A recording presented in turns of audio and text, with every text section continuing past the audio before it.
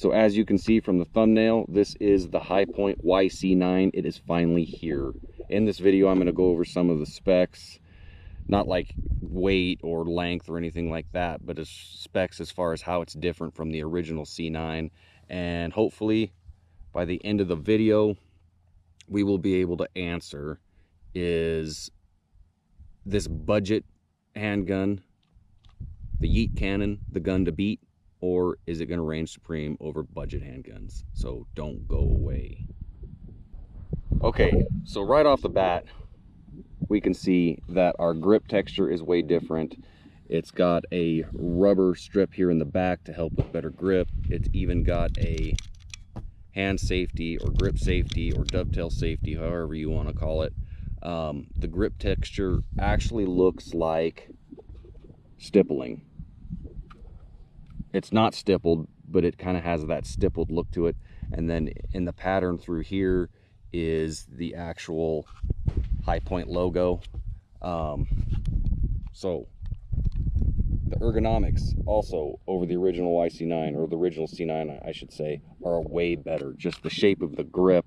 You've got a little bit of a swell in the grip right here, which, you know, at first I thought was going to kind of be uncomfortable, because I thought my middle finger was going to ride right on the top of that, but it doesn't. It actually tucks up in here really nice. It's kind of, it feels like a grip cutout, so it feels really good. We've got a little bit of stippling here on the front strap.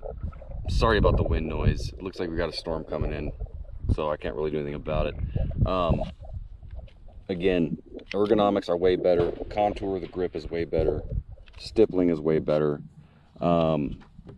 The trigger is even better than the original. It still, unfortunately,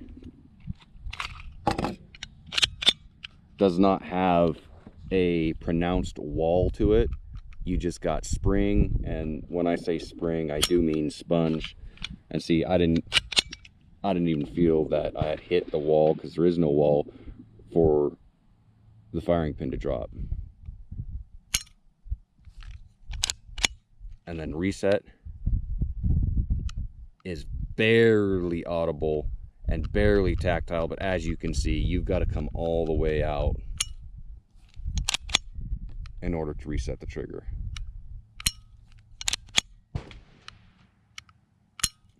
But all in all, it is a better trigger than the original C9. Rear sight, front sight, exactly the same as the original C9. Honestly, I think the sights are pretty good. I don't have a single issue with these sights. You can adjust the rear sight for windage. You've got a screw here, and then you can adjust it for elevation because you've got a screw here. The front sight, rumor has it, I have not tried this personally, but rumor has it, it is exchangeable with Glock front sights. You've got a threaded barrel. The thread pitch is 1/2 by 28. So if you want to put a compensator on this or put a suppressor on it, you can. I'm not really sure why you would need to put a compensator on it, though. It is just a 9mm. You've actually got a decent little Picatinny rail right here on the bottom of it, so you can put a laser or a light or something like that. I have not tried any lasers or lights with it, so I'm not sure exactly what will fit and what will fit the best, but I imagine most lights and lasers will run just fine on it. You've got a standard magazine release here, and when you're holding it and you present, you want to get to it, it is a little bit of a reach. So either with your support hand, you can drop that mag and then pull it out, or you're going to have to adjust your grip just a little bit in order to get to it. Let's see what else. You do have front slide serrations on there, so if you like to do that cool tactical stuff, you can.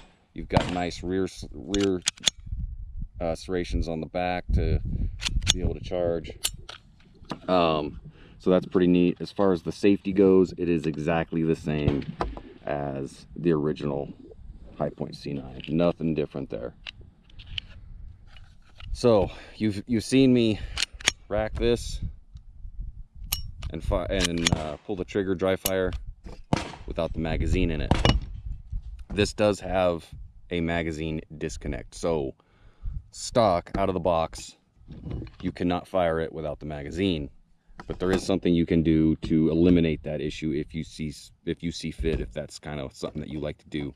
Can't go into details on how you do it or even describe it, but if you've owned previous high points, you will figure it out. So let's get to the mag. As you can see, this is a different magazine than what you would normally see on other high points. It goes from a double to a single. Now your original C9 only held 8 rounds. This one will hold 10. So they did make an improvement on that. Hopefully if they ever do like a Gen 3, so to speak, they'll go to just straight double stack, and we can get, you know, something like 15 or 13 or something like that, just something better than 10. But it is an improvement. Also from the High Point website, you can remove this rear sight with these 2 screws, and you can get a Picatinny rail that will attach there, so you can run optics to it on it, or you can get just a flat plate where you can run other red dots for optics to it too. So you can put a red dot on this. I'm kind of contemplating on whether or not I want to do that, but I don't know. We'll see what happens. So without any more talking, let's go run some mags through this and see how it does. Okay, so sorry about any wind noise.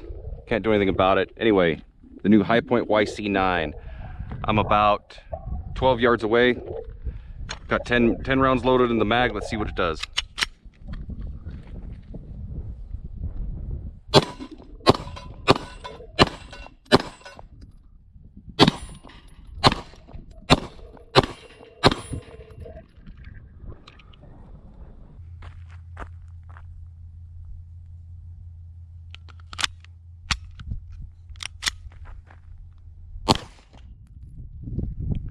Yeah, look at that. Typical High Point until you break it in. Looks like that round there just kind of nosedived in the chamber. Yeah. Sights are gonna need adjusting.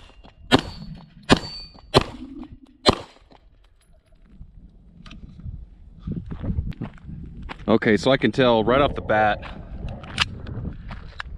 the ergonomics feel way better. You can get a way better purchase on the gun. Trigger is way better. Now, when I say way better, you know, it's kind of relative because it is just a High Point after all.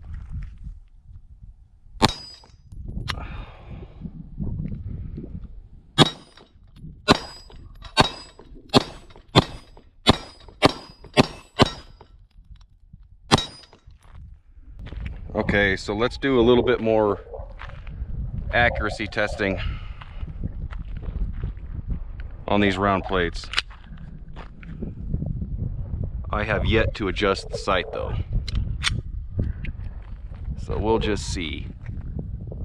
I'm at about 8 yards here, I think.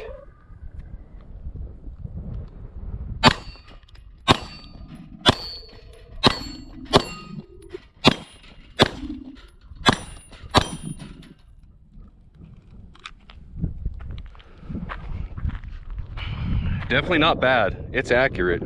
More accurate than the average shooter's gonna be. Okay, let's do one more mag, 10 rounds.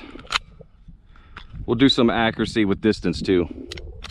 Okay, first round, we're looking at about 20 yards right here.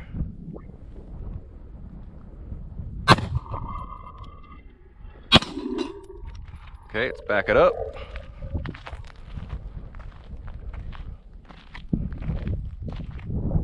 Okay, 25. Not bad.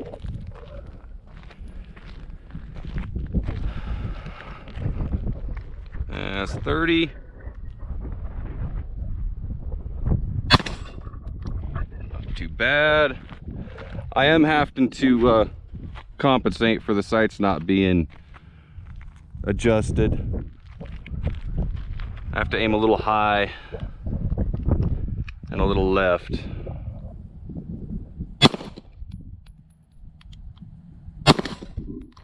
Okay.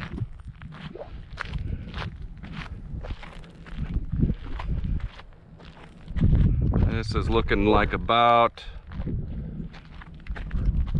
45 yards.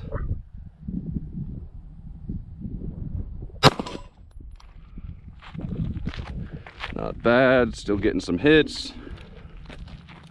All right, this looks like 50 to me. Actually, it is 50. This firing line here is 50. Well, just past that's 50.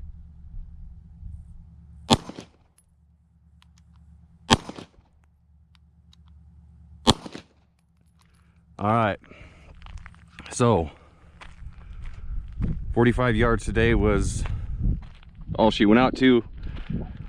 I'll get a paper target set up on some other day and really get the sights dialed in, because they are fully adjustable like I had mentioned before.